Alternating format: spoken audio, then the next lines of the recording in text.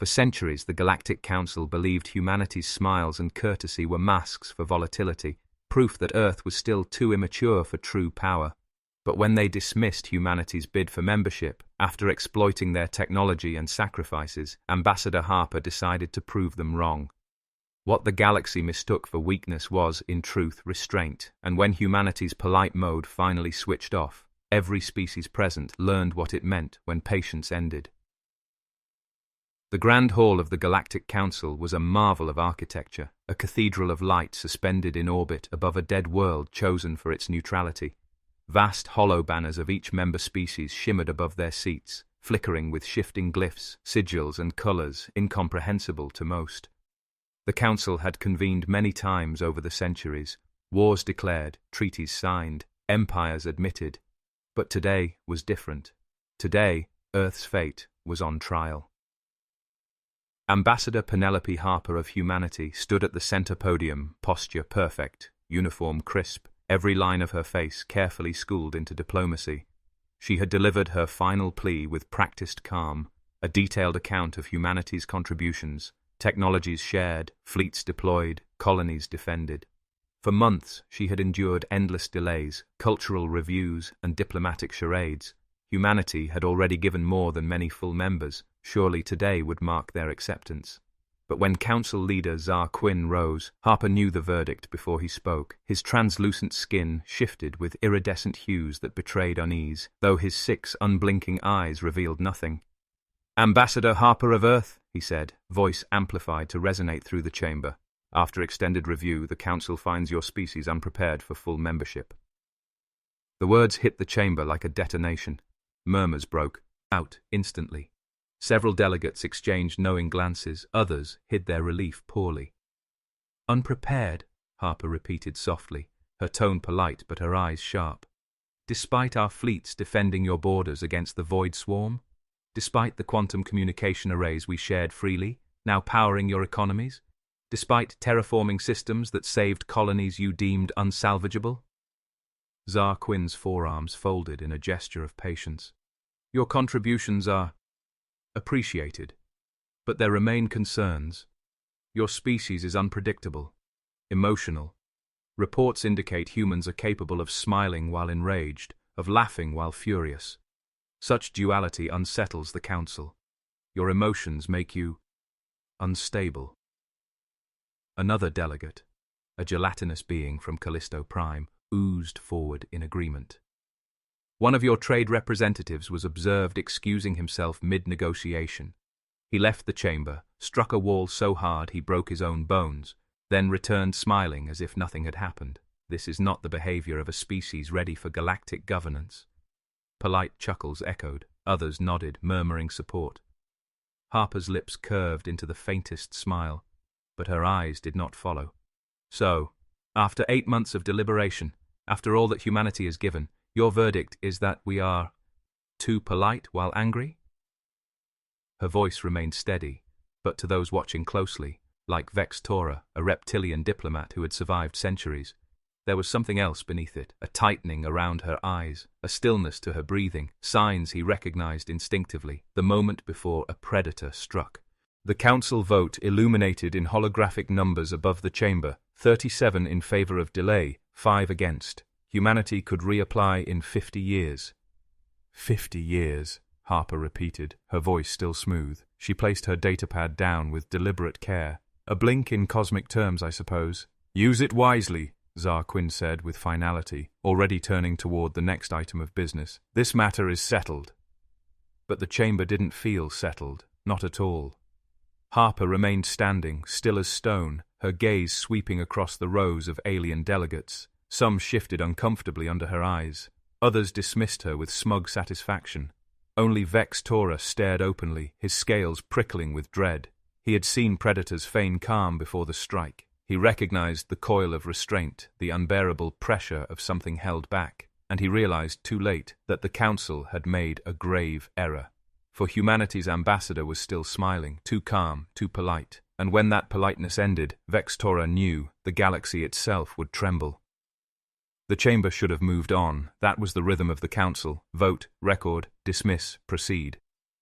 But Ambassador Harper didn't move. She didn't lower her head in resignation, didn't gather her datapad, didn't retreat like a petitioner denied. She remained standing, motionless at the center of the hall, and in that stillness the atmosphere began to shift. "No," Harper said. The word was quiet, yet it cut sharper than any blade. The translators stuttered before finding equivalents in 17 languages. Council leader Zar Quinn paused mid-sentence, his luminous skin flickering in surprise. "I beg your pardon." I said no. Harper's voice remained calm, but its resonance filled the hall. "This matter is not settled. You will hear me." The ripple of unease spread like cracks across glass. Delegates leaned forward, antennae twitching, tendrils coiling, scales bristling. Some whispered furiously to aides. Defiance of a recorded vote was unthinkable. Zar Quinn attempted to reassert control. "Ambassador, this protest itself is evidence of the volatility we cited. You cannot simply refuse the ruling of the council." Harper tilted her head, studying him with a smile that didn't touch her eyes. It was the kind of smile predators wore when cornered prey mistook stillness for safety. "Oh, council leader," she said softly. "Believe me, I am still being very polite right now. What you are seeing, this composure, this smile, this is humanity restraining itself." Her words landed like thunder. The chamber froze. The insectoid delegate Krill Vox shifted uneasily. "Restraint?" Harper stepped slowly away from the podium, each movement precise. "You misunderstand us. You think our smiles hide anger. You think our calm masks chaos. But that is not the truth. Politeness, restraint, what we call polite mode, isn't weakness. It is mercy." A silence fell so deep that the hum of the chamber's gravity anchors seemed deafening. "For months, you've seen us bow, nod, laugh at insults, endure delays, accept indignities.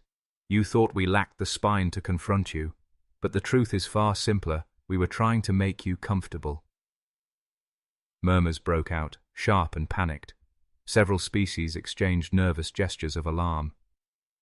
"You wanted a version of humanity that would not frighten you," Harper continued, her tone never rising, her control absolute. "So, we gave it to you.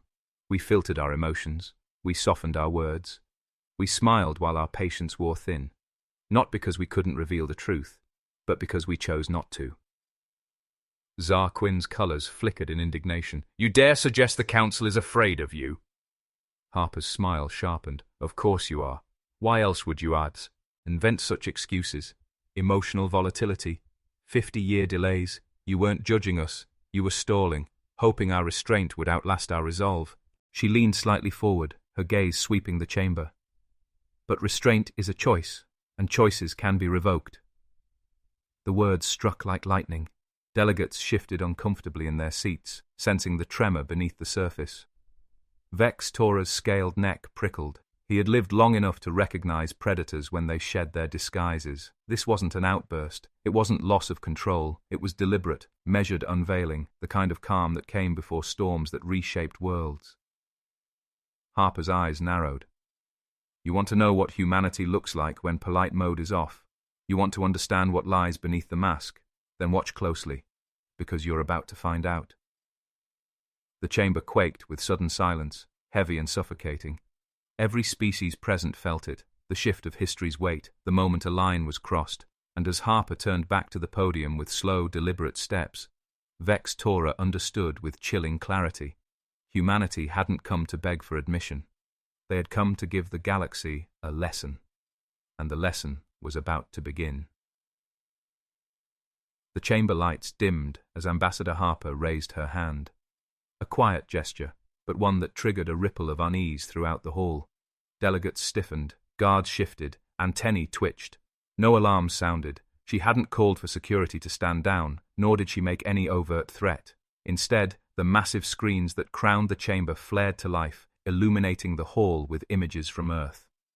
It wasn't propaganda. It wasn't polished diplomacy. It was raw. The first scenes showed humanity in war, muddy trenches filled with exhausted soldiers, skies blazing with fire as jets screamed overhead, the burning wreckage of cities rebuilt 100 times across human history, Gunfire and thunder filled the chamber's sound system, echoing off crystalline walls built for speeches, nurse, oat, screams. Delegates recoiled.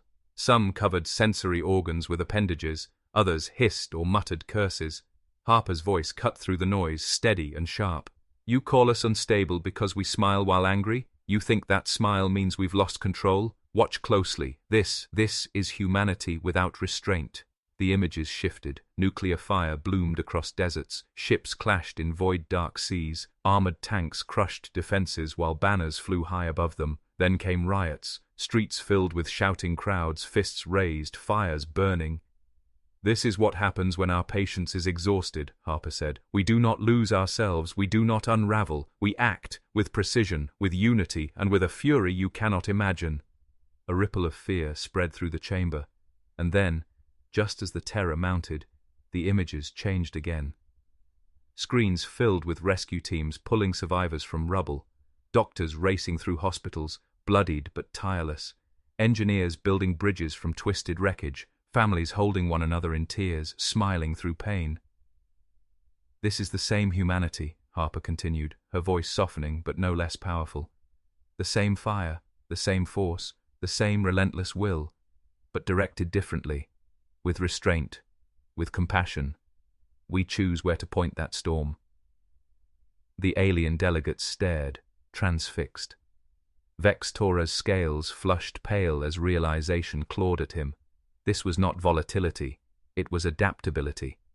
We survived extinction-level events, Harper pressed on, pacing slowly across the chamber floor, her words like hammer blows. We endured plagues that nearly ended us. Wars that should have consumed us, disasters that shattered our homes, and each time we rebuilt stronger. We evolved not because we lacked emotion, but because we learned to master it, to bend it, to weaponize it. The final images appeared. Humans walking on the moon, the first colony ship leaving Earth, the first terraformed world with children playing under an alien sky. Humanity's triumphs burned bright against the chamber's darkness. Do you understand now? Harper asked, turning back to the council. You fear our anger, but it is not anger that makes us dangerous. It is the control beneath it, the choice to smile when we want to strike, the choice to remain silent when we could roar. That smile you fear so much, that is mercy. That is us deciding, for your sake, not to show you the full storm. The silence that followed was suffocating. No one moved. No one dared breathe too loudly. Finally, Harper tapped her datapad and the screens went dark. The chamber was plunged back into its pristine, sterile light, but the echoes of fire and screams lingered in every delegate's mind. She stood tall, her voice once again level, diplomatic, but the undertone had shifted. It was no longer a mask. It was a warning. You wanted to see humanity without polite mode, she said. Now you have. The chamber was still ringing with silence when the last image faded from the screens. For a moment, it seemed as if the delegates had collectively forgotten how to breathe. Every species present was caught between disbelief and dread. Then the denial began. Czar Quinn, the council leader, rose with a shimmer of indignant color, his translucent skin rippling from violet to crimson. Enough, this display is nothing but intimidation. Proof of your instability. You dare to threaten this chamber? Harper turned her gaze toward him, calm, unflinching. The kind of gaze that didn't need volume to command obedience. I didn't threaten you, she said. I told you the truth. What you saw was history. We don't need to invent intimidation. Our reality is intimidating enough. The insectoid Krill Vox clattered her mandibles, her antennae quivering with unease. You claim restraint, yet you show us violence. How are we to know you will not unleash it on us? Harper stepped forward, each motion deliberate, the soft click of her boot is echoing like the ticking of a clock. Because if we wanted to, you wouldn't be asking the question. You'd already know the answer. A collective shiver ran through the chamber. Vex Tora, sitting on his elevated perch, felt the truth of her words deep in his bones. Harper continued, her voice growing sharper. You speak of emotional volatility, yet what have you shown us today? You fear honesty so much that you hide behind endless procedure. You call delay diplomacy. You call cowardice caution. And you dare lecture humanity about instability? She turned, her eyes sweeping the chamber. We defended your colonies when the Void Swarm came. We gave you quantum communication arrays when your fleets were flying blind. We saved your settlements with terraforming technology. And in return, you deny us a seat at this table because we smile while angry, because our patience unsettles you. The delegates squirmed. Some looked away. Others hissed in shame. Harper pressed harder, every word landing like a hammer blow. You don't fear our smiles. You don't fear our emotions. You fear what they represent, that we are not bound by your stagnant traditions, that we do not need to play your game to win, that our patience is not submission, it is strategy. Tsar Quinn tried to rally, raising his hands. This is outrageous. You cannot accuse the Council of— Yes, I can! Harper cut him off, her voice sharp as a blade. Because it's the truth. The Council doesn't reject us because we are unfit. The Council rejects us because we remind you of everything you lack: resilience, adaptability, the will to endure insult and hardship without breaking. You don't fear our volatility. You fear our control. The chamber trembled, not from any external force, but from the weight of the realization settling like a stone in every delegate's chest. And with those words, the chamber of the galaxies, most powerful rulers felt, for the first time in centuries, very small indeed. Vex Tora's claws dug into the arm of his seat. He could see it now with painful clarity. The Council had cloaked itself in ritual and pretense for centuries, mistaking stillness for stability. Humanity had shattered that illusion in minutes, revealing that true stability came not from avoidance of conflict, but from the mastery of it. Harper let the silence stretch before delivering the final blow. You wanted proof that humanity isn't ready for your council. Instead, you proved this council isn't ready for humanity. Gasps rippled across the chamber. A few delegates attempted weak rebuttals, but their voices died quickly, smothered beneath the undeniable truth. Harper folded her hands behind her back, her tone returning to measured calm. We've played by your rules. We've been polite. We've smiled. But politeness ends when it is mistaken for weakness. And today, you've made that mistake. The council chamber sat in stunned silence, and for the first time in living memory, its power felt brittle. The chamber erupted like a ruptured hull. Delegates shouted over one another, their translator systems struggling to keep pace with the torrent of overlapping voices.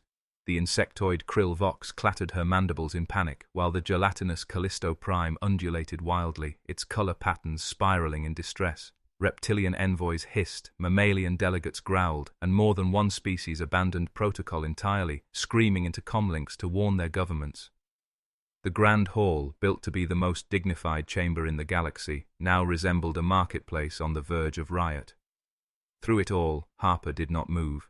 She stood at the center, hands folded neatly behind her back, as if the chaos was no more threatening than a summer breeze. The very stillness of her posture only heightened the panic. Vex Tora realized with a sinking chill that the humans errant bluffing. Harper's calm was not restraint anymore. It was certainty. Finally, Harper raised her datapad. She didn't shout. She didn't need to. The motion alone was enough to silence half the chamber. When she spoke, her voice was steady, carrying to every corner of the hall. Effective immediately, she said. All pending transfers of quantum communication relays are suspended. The chamber froze. Delegates stared in stunned silence before the uproar returned, louder than before. Quantum relays were the backbone of modern civilization, the very arteries of trade, military coordination, and diplomacy. Half the species in the chamber relied on humanity's technology to maintain their empires. Harper continued as though she hadn't heard the outcry. Human fleets will be recalled from border patrols. We will review all military assistance contracts. If the Void Swarm comes again, you will meet it without us. No! Krillvox screeched, her antennae lashing. You cannot! Without your fleets, the Swarm will consume the arm. Harper's eyes fixed on her, cold and merciless. Then perhaps you should have thought of that before you voted against us. The words landed like a blade. Vox recoiled, her limbs curling in defensive submission. And finally, Harper pressed on, her voice now an iron chain, Earth will pursue bilateral agreements. Any species willing to treat us as equals will have our full cooperation. Those who are not, will not. Tsar Quinn surged to his feet, his colors pulsing violently. This is coercion, proof of your instability. Harper turned her gaze on him, and for the first time her voice sharpened into steel. Instability? We held this council together during the swarm while you bickered. We gave you technology while you argued about ownership. We endured insult after insult because we believed patience was the price of unity. That was not weakness. That was discipline. And now discipline has ended." Her words cut the chamber into silence again. Delegates stared, not at a species begging for inclusion, but at a power they could not control. Some whispered desperately to aides, already calculating how to secure separate treaties. Others sat frozen, stunned by the realization that their entire civilization rested on a foundation built by humans. Vex Tora could see it clearly. Harper had not thrown a tantrum. She had revealed strategy. Every outburst had been deliberate, every truth delivered with surgical precision. Humanity had not lost control. They had simply decided to stop pretending. When Harper finally lowered her datapad, the silence was suffocating. She allowed it to stretch, let every delegate taste the weight of their mistake. Then, with the faintest curve of her lips, she delivered the final strike. "This isn't rage," she said softly. "This isn't instability. This is what it looks like when humanity chooses honesty over politeness. And if one ambassador can shake this council to its core, imagine what happens when all of us stop smiling." The chamber shuddered with fear. For the first time in centuries, the galaxy's rulers realized how fragile their power truly was, and Harper just stood there, smiling, not politely but truthfully. The emergency session was called less than a cycle after Harper's storm. In the long memory of the council, this was unprecedented. Votes and rulings usually dragged on for months, even years. Yet now, after a single human's words, the galaxy's greatest deliberative body moved with something it had not known in generations: urgency. When Harper returned, she immediately noticed the difference. The chamber that had once towered with pomp and arrogance looked subdued, stripped of its ceremonial grandeur. The banners of the member species were dimmed. The dais, once elevated like a throne, had been lowered to the same level as the ambassador's platform. Even the Ting had changed, cool, sterile beams replaced with a warmer spectrum, closer to Earth's sun. The message was clear. The council was trying, awkwardly, to meet humanity on its own terms. Harper entered without fanfare, datapad in hand. Her stride was calm, measured. She did not gloat, though she could feel the shift in the air. Every eye followed her, every breath seemed to hold. For the first time in living memory, the council was not the predator, it was the prey. Council leader Zar Quinn rose. His luminous skin shifted through uncertain hues, betraying unease despite his effort to stand tall. "Ambassador Harper," he began, his voice lacking its usual command. "We recognize that yesterday's events revealed misjudgments on our part." "Misjudgments," Harper repeated, her brow lifting. An interesting word for centuries of arrogance, 8 months of delay, and one insult too many. Murmurs rippled, but none dared object. Zar Quinn swallowed his pride and pressed on. "We wish to correct this error. Humanity's contributions are undeniable. The Council invites Earth to return to the table, this time for an honest conversation." For the first time since her polite mask had slipped, Harper allowed a pause before replying. She set her datapad on the table, folded her hands neatly, and regarded them in silence. The quiet stretched until even the most composed delegates began to fidget. Finally, she spoke. "An honest conversation, then. Very well, let's begin." She tapped her datapad, and a list of demands projected into the air. Not requests, demands. "First, membership is not enough. Earth will not accept a token chair in your echo chamber. If humanity is to join, this council must reform. Transparency in votes, no more hidden procedures, no more endless delays to bury difficult truths." The chamber erupted with alarmed whispers. Transparency threatened every faction that had thrived on secrecy, yet none raised a formal objection. "Second," Harper continued, her voice as calm as if she were ordering tea, "admission is immediate. Not in 50 years, not in 5, now. If the Council cannot recognize what humanity already is, then the Council is irrelevant." Zar Quinn's colors flared in alarm. "You cannot." "Yes, I can," Harper cut him off. "And I will." Silence fell again. The delegates shifted, some ashamed, others calculating how much their worlds depended on humanity's technology. Harper leaned slightly forward, her gaze sweeping the chamber. "Understand this. Humanity doesn't need the Council. Our fleets, our colonies, our innovations, they will thrive without you. But the Council cannot survive without us. You know it, I know it, and the galaxy knows it. So the question is not whether you will admit us. The question is whether you will survive if you don't. The silence was suffocating now, heavy with inevitability.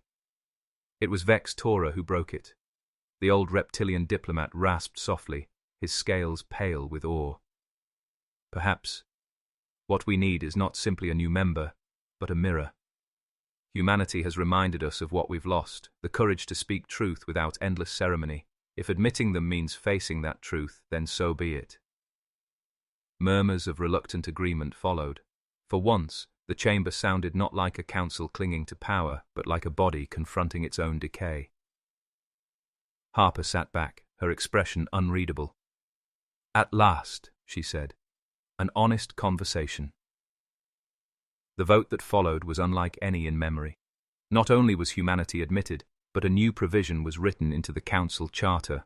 Earth would serve as an auditor species, empowered to challenge hypocrisy, obstruction, or corruption without reprisal.